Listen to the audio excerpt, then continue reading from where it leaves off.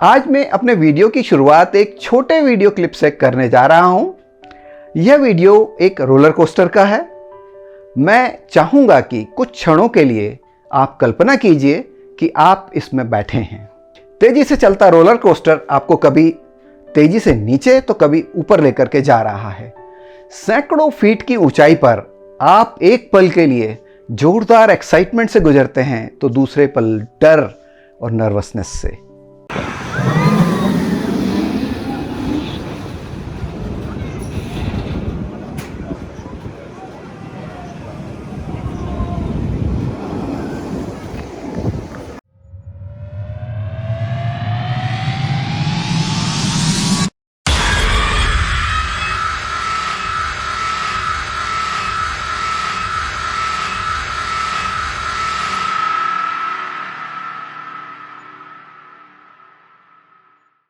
उम्मीद है आपने इसे ठीक से अनुभव किया होगा। यह वीडियो मैंने आपको इसलिए दिखाया ताकि आप अंदाजा लगा सकें उन लोगों की मनःस्थिति का जिनके दिमाग में रोजाना कुछ ऐसा घटित होता है। ये वे लोग होते हैं जो बाइपोलर डिसऑर्डर नामक मानसिक समस्या से ग्रसित होते हैं।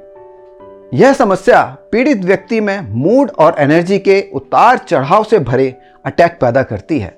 यह एक जटिल और गंभीर समस्या है। इस समस्या के चलते कभी कभी व्यक्ति आत्महत्या जैसे घातक कदम उठा लेता है।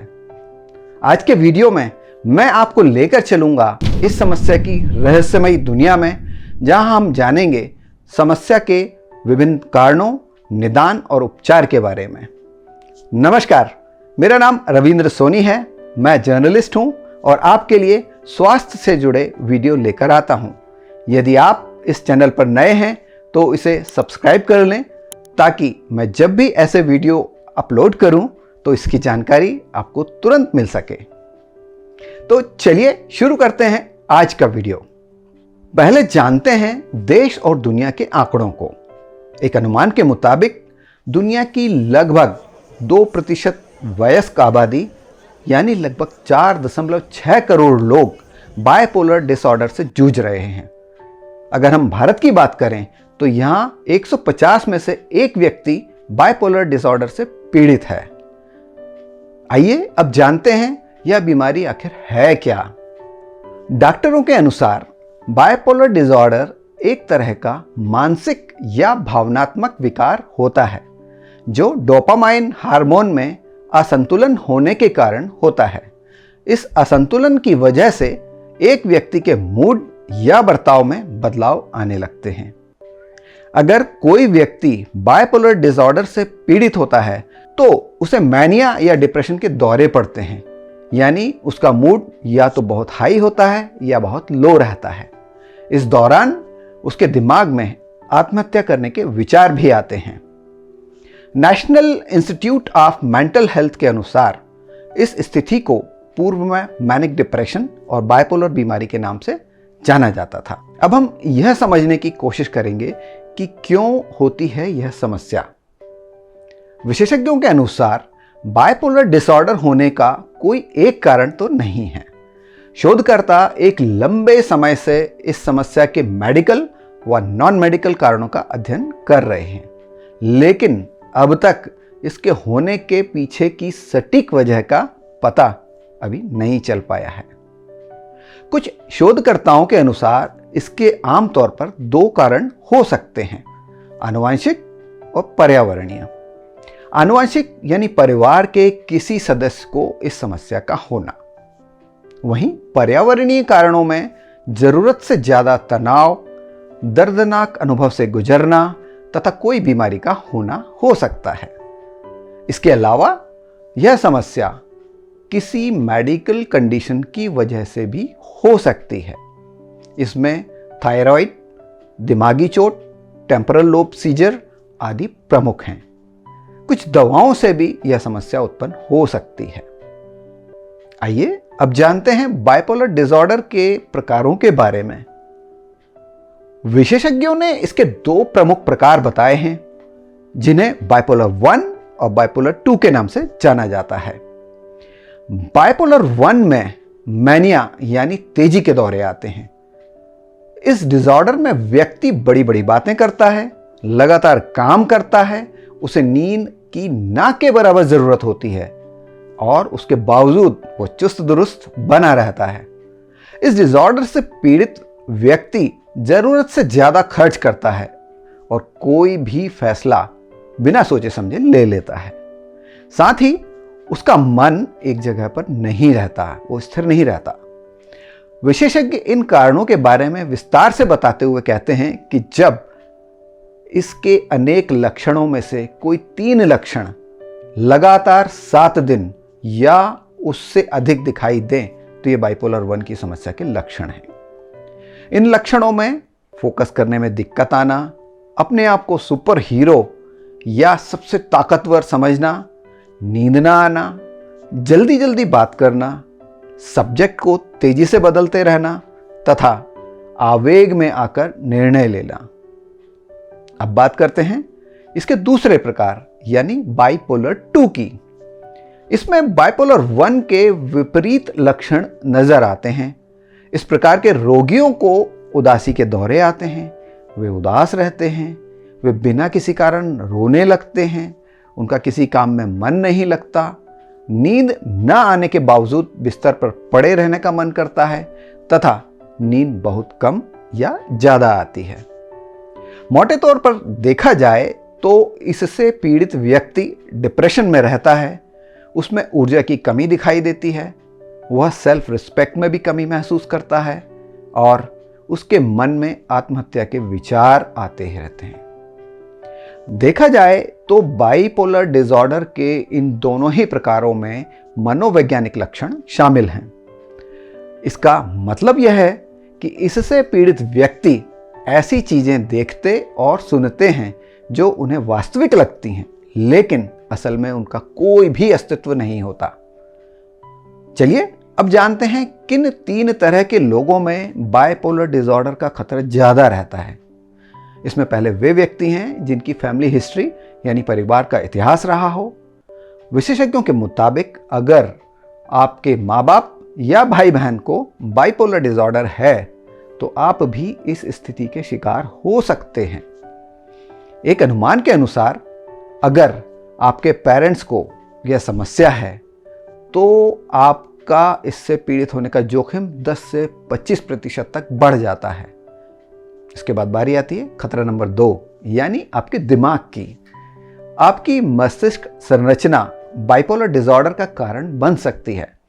ब्रेन केमिस्ट्री में अनियमितताएं या फिर मस्तिष्क की संरचना का काम इस जोखिम को बढ़ा सकते हैं। अब बात करते हैं तीसरे खतरे की, जिसमें वातावरण से जुड़े कारक शामिल होते हैं। यानी आपके शरीर में किसी तरह की दिक्कत के कारण यह डिसऑर्डर हो सकते हैं। उदाहरण के लिए जरूरत से ज्यादा तनाव, दर्दनाक अनुभव और कोई बीमारी। अब पहचान करते हैं उन ट्रिगर्स की जो बाइपोलर डिसऑर्डर को भड़काने का काम करते हैं। बाइपोलर डिसऑर्डर से जुड़े कई ट्रिगरिंग कारक हैं। ट्रिगर करने वाले कारक वे कारण होते हैं जो आप में हाई और लो एपिसोड्स को शुरू करते हैं। अगर संक्षेप में कहें तो ये कारक आपके बाइपोलर डिसऑर्डर के लक्षणों को भड़काने का काम करते हैं। इन ट्रिगरों में शराब, भांग, निकोटिन सहित कुछ दवाओं का अत्यधिक उपयोग, मन मस्तिष्क को झकझोर देने वाली कोई घटना जैसे नौकरी चली जाना, किसी प्रियजन की मृत्यु हो जाना या घर पर तनावपूर्ण माहौल निर्मित होना तथा कुछ दवाओं का लेना अचानक बंद कर देना। आइए अब जानते हैं उन स्थितियों या संकेतों के बारे में जब हमें अलर्ट हो जाना चाहिए। हालांकि आम जीवन में आप और हम इसी तरह के भाव से अक्सर गुजरते हैं, लेकिन इससे 2 या 3 दिन में उबर भी जाते हैं। किंतु ध्यान देने वाली बात यह है कि अगर ऐसी स्थिति 2 हफ्ते या अधिक तक बनी रहती है तो यह हाइपोमेनिया में बदल सकती है। मौजूदा मानसिक स्वास्थ्य समस्याएं, यदि आपको चिंता या अवसाद जैसी अन्य संबंधित मानसिक समस्याएं हैं तो आपको बाइपोलर डिसऑर्डर विकसित होने का खतरा अधिक रहता है। अब बात करते हैं इसके इलाज के बारे में। बाइपोलर डिसऑर्डर एक आजीवन चलने वाली स्थिति है, यानी यह जीवन भर आपके साथ रहती है।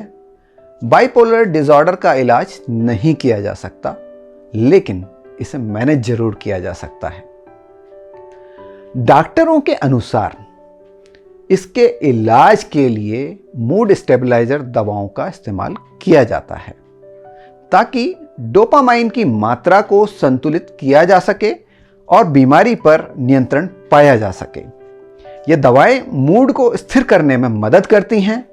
आपके डॉक्टर आपके डिप्रेशन एपिसोड को नियंत्रित करने के लिए एंटी डिप्रेसेंट दवाएं और साइकोलॉजिकल लक्षणों को नियंत्रित करने के लिए एंटी साइकोटिक्स दवाएं भी देते हैं।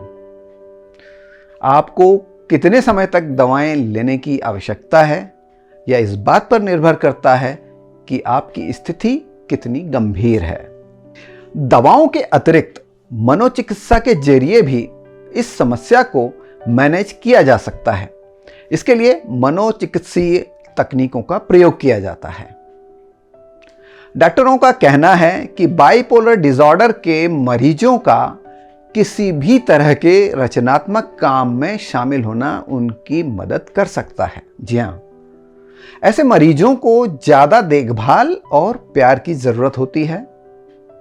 मैनिया में कई बार लोग बहुत गलत फैसले ले लेते हैं, लेकिन जब वो सामान्य होने लगते हैं तो उन्हें अपनी गलती का एहसास और पछतावा होता है। ऐसे में उन्हें शांति और प्यार से समझाने की ज़रूरत होती है। वहीं इस बात का भी ध्यान देना होता है कि वे दिमाग को शांत रखें, उसे थकाएं नहीं। ऐसे मरीजों को लोगों से मिलने जुलने के लिए प्रेरित किया जाना चाहिए।